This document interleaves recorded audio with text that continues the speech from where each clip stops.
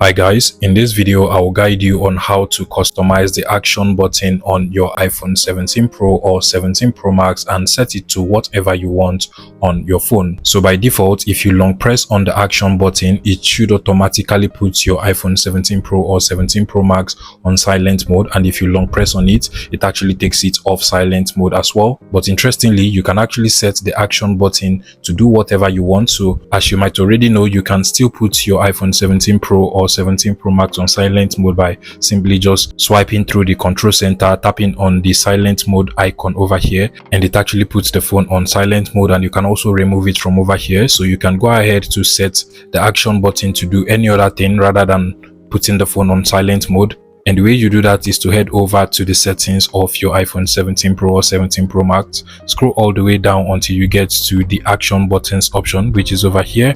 And as you can see, by default mine is on silent mode, but you can actually swipe like so to set it to focus.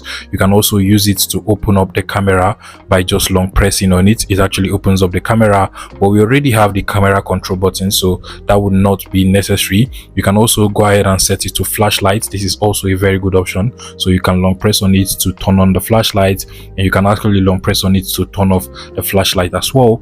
You can also scroll down if you don't want that to use the music recognition feature. And more interestingly, you can go over to the controls option to open up specific controls. So you can set it to open up the alarm application, or even open up the wall clock, stopwatch, or even put your phone on flight mode, whichever control feature you want to set it to. You can as well go ahead and set it to open up specific applications using the shortcut option. So you can select on the choose a shortcut, select on the open application, and then proceed to select whichever application you want it to open. So I can set it to the CapCut application.